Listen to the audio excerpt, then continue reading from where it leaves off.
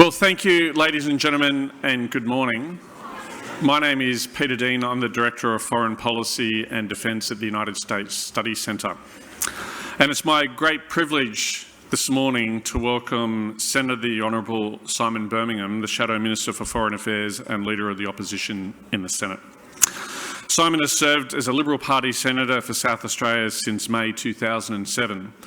And under the Morrison government, Simon was appointed to the position of Minister for Finance and Leader of the government in the Senate, and serving as Minister for Trade, Tourism and Investment. Prior to which he served as the Minister for Education and Training, Assistant Minister in the Education portfolio, and before that as Parliamentary Secretary to the Minister for the Environment and Shadow Parliamentary Secretary for the Murray-Darling Basin and the Environment. I'd like to invite the Senator to come to the stage and make an address, and thereafter we'll have a fireside chat. Senator.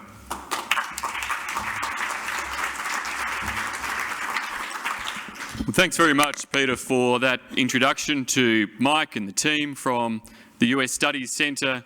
Thank you so much for the invitation to be here with you today, to distinguished former Labor leader and WA Governor Kim Beazley, other distinguished guests in the room. Ladies and gentlemen, it is a delight to be able to be with you all at this very important and timely dialogue. Now, ladies and gentlemen, let's face it, the world has rarely been a stable place. If it was, we would still be cave dwellers and hunter-gatherers. Today, we're in a time of a growing number of regional wars and facing the threat of greater conflict. We're also in a time of destructive weather events, of predicted increasing frequency, scale and impact. And we're in a time of technology, disrupting not only how we communicate, but rivaling and potentially even influencing how we think or act. It is easy to hit the panic button. But as a good churchgoer might say, and I'm not counting myself as one of those by any means, let us give thanks. Hans Rosling's thought-provoking book, Factfulness, gives proof to the facts that across the world, ever-increasing numbers of people continue to live longer, healthier and richer lives. The trend lines on the core measures of human existence remain overwhelmingly positive. Put simply, humankind has never had it so good, yet faced so many simultaneous threats. As leaders, we are presented with the challenge that our obligation is to pass on a better future to the next generation. Unquestionably, that should still be our goal. But first, we must preserve the gains we've made.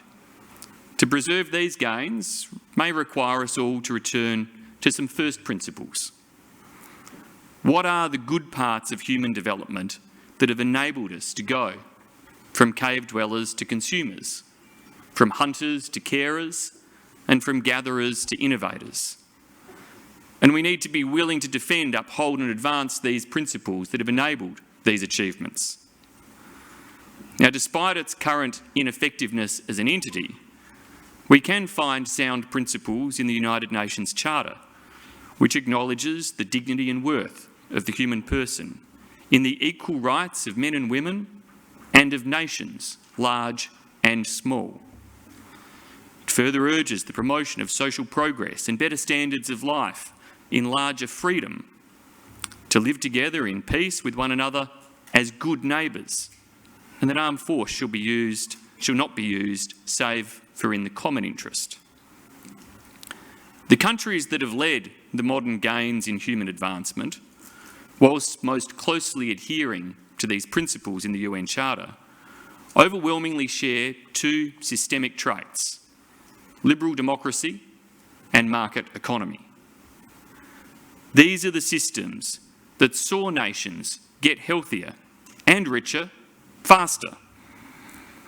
Where at least some of these elements have been copied by others, such as even by China's economic opening and reform commenced by Deng Xiaoping in the 70s, they too have become healthier and richer.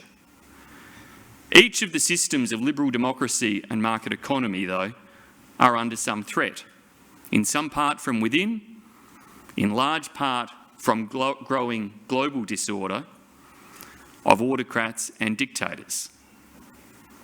Aspects of liberal democracies and of market economies may also be threatened by how we even act in preservation of one or the other of these systems. To what extent can we successfully defend the sovereignty and role of liberal democracies in a world of open trading market economies? Or to what extent will we maintain comparative advantages in innovation if we restrict the openness of market economies in the name of defending liberal democracies? Do we decouple or de-risk? Do we onshore or diversify supply chains? Do we respond to growing militarisation with growing militarisation? How do we make diplomacy work to prevent conflict, to uphold the ideals of the UN Charter, and to enable all nations to cooperate in addressing global challenges of climate change or optimal use of pervasive new technologies like artificial intelligence? There are many questions that nations like ours and our governments must answer. In recent months, the world's hotspots have tended to be as far away as Australia has used to them being throughout most of our history. Russia, Ukraine, Israel, Hamas, Azerbaijan, Armenia, Serbia, Kosovo, coups across Northern Africa. But the big spot of the future remains the Indo-Pacific, right on Australia's doorstep. The increasing cooperation and interconnectedness of those driving destabilisation around the world points to greater risks than even the heightened commentary of recent years has envisaged. Now we, in this forum, Australia and the United States, must make every aspect of our alliance as effective as possible if we are to prevail against these challenges. From an Australian standpoint, there are three key roles we can and should play.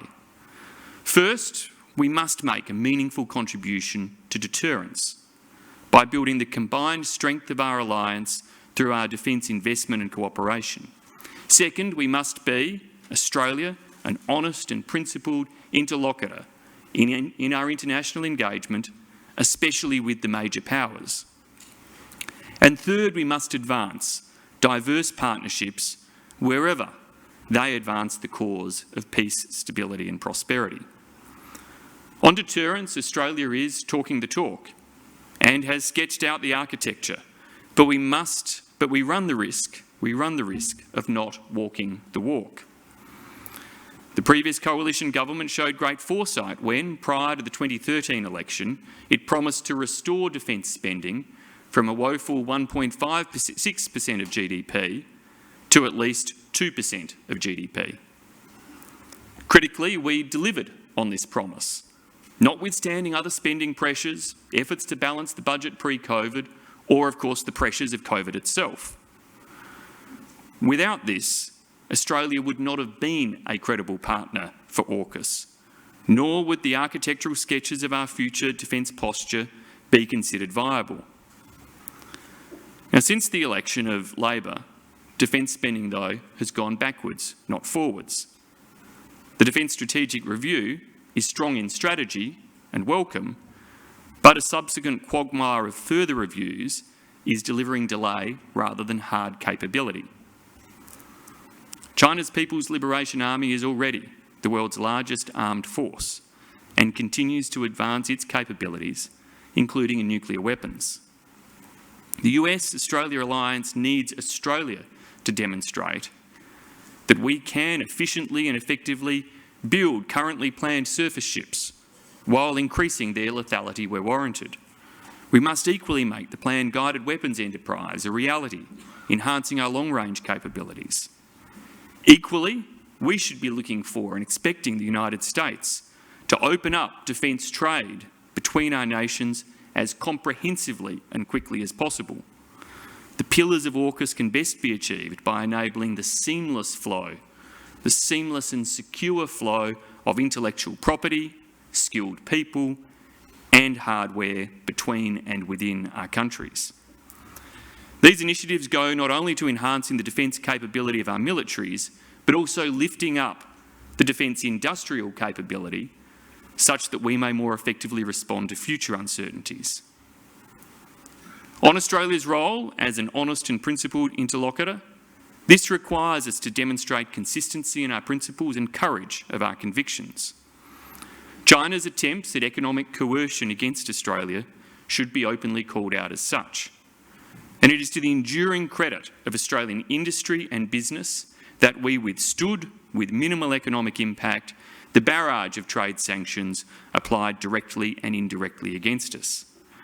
That these sanctions are eventually being removed without acquiescence to the infamous list of 14 Chinese demands is a fact noted around the world. However, the removal by China of their sanctions against us should not be seen as a cause for gratitude, but instead simply as adherence to the agreed terms of the China-Australia Free Trade Agreement. It is the bare minimum that we should be expecting of one another. Similarly, Australia cannot tolerate the indefinite or arbitrary detention of Australian citizens, and we should expect transparency and justice for Dr. Young Hun Jen, including his return home to Australia. We should also expect adherence to other international rules that underpin stability and trade in our region, such as the UN Convention on the Law of the Sea, and we should speak strongly against breaches of them. China's refusal to respect previous UNCLOS rulings and their increasingly aggressive posture towards the Philippines, or others exercising their rights to freedom of navigation and overflight, risks miscalculation and escalation that is against all of our interests. The continuing scale of PRC military operations near Taiwan presents similar risks and warrant similar calls for their cessation. Equally, the strengthening of relations between China and Russia that has been undertaken throughout the time of Russia's illegal and immoral invasion of Ukraine has demonstrated a willful disregard for the very principle of sovereignty which China so often asks others to respect. That China's no-limits partnership with Russia has bloomed as the rogue states of Iran and North Korea have simultaneously increased their military support for Russia speaks to the gravity of the security challenge we could face and must work to avert. Averting the worst threats requires as much strength and unity as possible. Ukraine remains a test for the West. If the US Congress is to stand as the beacon of liberty described by new House Speaker Mike Johnson this week, then the House should act decisively to continue defending liberty in Ukraine. We need the US to be the leader of the free world, not just the biggest of the free world. And in return, we must also all be willing to do our fair share of the heavy lifting too. As partners across the democratic world with a commitment to market economies, we must engage cooperatively to strengthen those economies, especially where they are threatened by market-distorting actions or intellectual property theft. But a US and EU that undercut each other and their free market allies through excessive subsidies or fail to seize opportunities to deepen free trade between our market economies does nothing to make the sum of us stronger. In contrast, if current US and EU negotiations can secure a practical and principled approach in sectors such as steel and aluminium, which achieves concomitant economic security, national security and climate change objectives, it could present a new model, true to shared principles and interests. How to maximise both economic security and national security will increasingly require these types of integrated policies and strategies. The step up in diplomatic engagement by the Biden administration has been extremely welcome, especially within the Indo-Pacific. For greatest impact, this engagement needs to meet the needs of the region, which requires the Indo-Pacific Economic Framework for Prosperity to deliver real growth in US trade and investment within the region. I, for one, would continue to prefer the US to join the Trans-Pacific Partnership. No matter how forlorn a hope that may be, In this era of continuous disruption, it is worth repeating the tangible benefits that would bring to our shared interests. The CPTPP is just one of the diverse network of partnerships that Australia has built, must sustain and extend. By necessity, it must be diverse, both in type, economic, security, regionally based, values based, and in geography, albeit with a natural focus to our region. The previous coalition government delivered this. In the security realm, we drove the Quad to a leaders-level dialogue, established AUKUS and deepened traditional partnerships such as with the US, UK or Japan. Economically, the growth in our region, in our network of trade agreements, is unrivalled. From North Asian nations through RCEP and CPTPP, across to India and the United Kingdom. Breakthroughs such as our digital economy agreement with Singapore provide models for increased cooperation in the new economy too.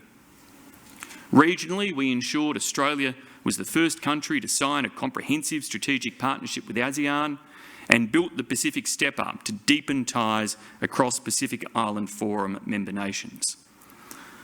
So while we must stand up for our interests as a liberal democracy and market economy, this cannot limit our engagement with the world.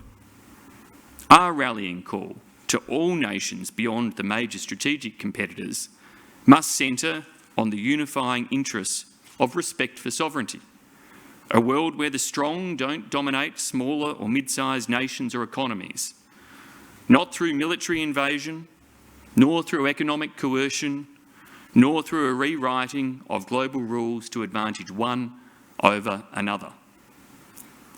Whether a member of the Global South or of the OECD, these should be shared interests, especially among mid and small-sized nations, which Australia can and should prosecute. Ladies and gentlemen, in our world of constant disruption, with its amazing successes for humankind, but significant modern-day threats, we should meet the challenges head-on, both with realism as to the threats and optimism, knowing that our human capabilities have brought us a long way together already. Can I thank you once again for the opportunity to be with you today, for the work that the USSC does in provoking thought about our alliance and the leadership role our two nations can play across the Indo-Pacific and around the world. I look forward to the opportunity to engaging in this fireside chat, minus the fire. Thanks very much.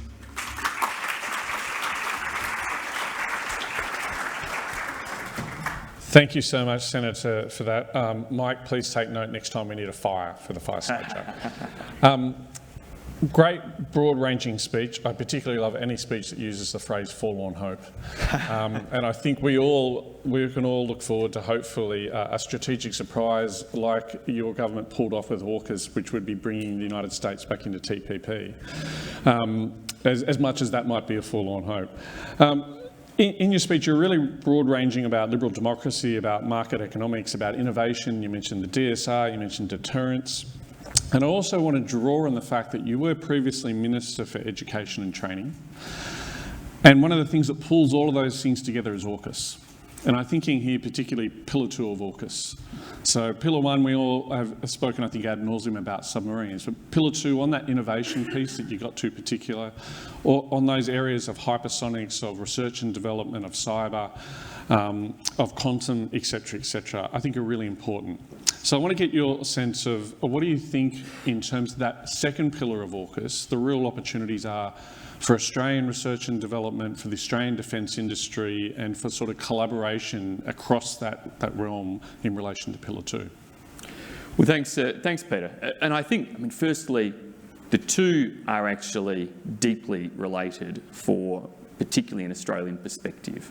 To step up and meet the challenge of building nuclear-powered submarines requires the type of advancement in our industrial capability as well as capacities around skills, training and research and development that aligns very much with where we equally want to see that occur in terms of the Pillar 2 realms, be it across artificial intelligence or the range of other prospects that can be pursued. And it's where The point that I made in the speech about our expectations for the US is essential to make that clear as to how we operationalise AUKUS for export, trade, industry, hardware, and how that flows. If we end up in a situation where piecemeal liberation occurs, or piecemeal liberalisation occurs in terms of the flow of goods, the trade in exports, the flow of people, then we won't be able to maximise those benefits. And particularly, one of the real challenges there, I think, is, yes, there's a lot of focus around how ITARs are changed and how that relates to particular export controls. But we also need to look deeply at that movement of people and the integration there that will be so essential for our universities and our research institutions being at the cutting edge of breakthroughs in these technologies. And that is what will continue to give us the edge.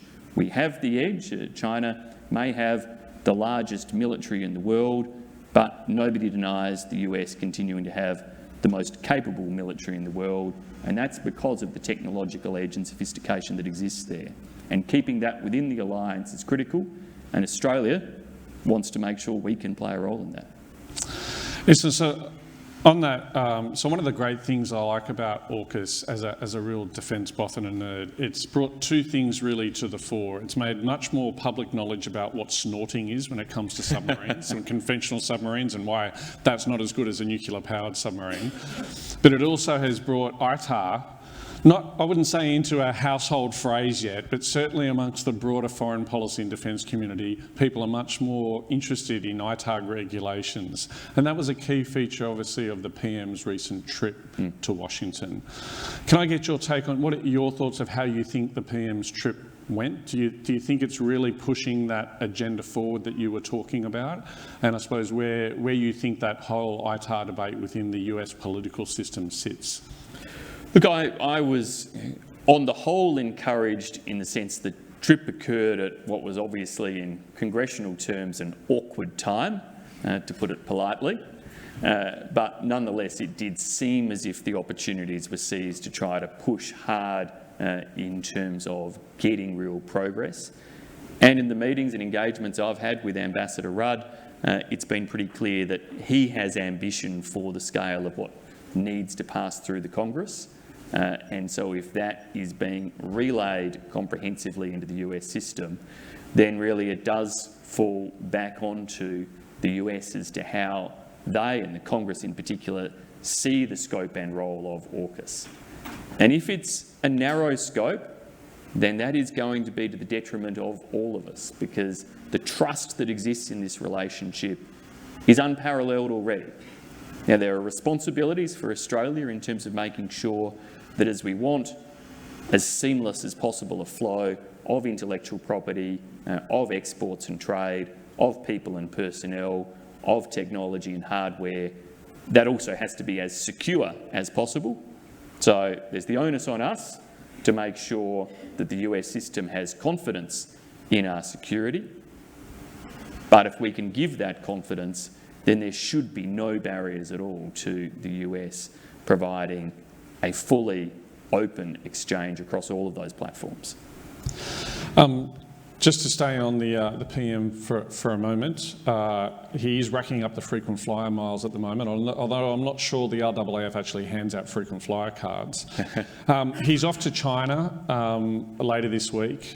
You've previously stated, we've now seen many discussions happen between the new Albanese government and China, and now is a time when we hope to see outcomes from that dialogue, and critical outcomes that Australians would want to see. So can I get your take on, before he goes, what would success look like for you? What would really you think would advance Australia's national interest in the bilateral relationship with China from this visit? But credit where it's due. Stabilisation has seen some successes to date in terms of the removal of some of the trade sanctions and, of course, the return to Australia of Chung Lei, which is incredibly welcome. The point I made in the remarks is an important one, though. We shouldn't be showing enormous gratitude for the removal of trade sanctions that should never have been imposed in the first place. We shouldn't be thankful that the economic coercion is coming to an end. We obviously should expect that it ends and that it ends faster. We are already engaged in a trade-off of sorts with China over these areas of trade sanctions. The review into Bali was only initiated on the precondition that we suspended our WTO challenge, and only happened after the initial findings of the WTO had been provided to both parties. Lo and behold, the same approach is applying in relation to wine. The review into wine has only been agreed to by China on the agreement and proviso that we suspend those WTO actions, and after both parties had received the initial findings. What does anybody think those findings show? Clearly that China is in breach of WTO rules, in breach of the free trade agreement, and they don't want the embarrassment of the independent umpire making clear those findings. Now, it's still in Australia's economic interests and those of our businesses, and as a South Australian, I in particular want to see the tariffs on wine lifted. So it's still in our interest to strike that agreement, because the WTO process could go on for years, if not indefinitely, and so getting an outcome is better than no outcome at all in terms of lifting them. But we should equally be clear, and the PM should be clear, that he expects to see those tariffs lifted and other sanctions removed, and that a 5-month wait is not acceptable. We should be clear in relation to Dr. Yang Henjun, and we see from the release today by his family of information the harsh conditions he's in. Let's remember, this is an indefinite detention. His sentencing hearing continues to be delayed and has been again until at least January next year. And without transparency around the nature of the charges that have been laid against him, we can but call it an arbitrary detention. And so Australia needs to maintain a strong stand against that type of arbitrary and indefinite detention of an Australian citizen and expect the release there. But of course, there are beyond those challenges in the bilateral relationship the need to try to pursue cooperation where we can, particularly in areas of tackling climate change, where if China doesn't act, then the rest of the world sees real challenges that flow to all of us. But also we need to front up to the regional and global challenges that should be addressed in a forthright way with China. And so the PM in heading to Beijing should be expecting to have a challenging, if not difficult, meeting on the bilateral grievances that Australia continues to have, on the regional challenges we continue to face, and most recently those actions involving Chinese interceptions of Philippines vessels do present not only a real risk in terms of escalation, but are a clear breach of previous UNCLOS findings in relation to rights in the South China Sea. And the PM needs to be forthright and upfront about addressing those types of challenges and grievances. Australia's own head of ASIO recently highlighted the challenges in relation to continued cyber interference, theft of intellectual property, and again, forthright identification of those problems and our expectations on China need to form part of the PM's agenda, as well as the expectations Australia would have in a values sense to be raising issues around, of course, human rights violations and the traditional concerns that we would have that have only continued to be challenged over time in regions like Xinjiang and Tibet. Yes, well, thank you very much, Senator. It's been a fantastic and very broad-ranging coverage of really the key issues that we're facing in the Indo-Pacific. So can you please join me in thanking Senator Birmingham? Thank you, Peter. Thank you, everyone.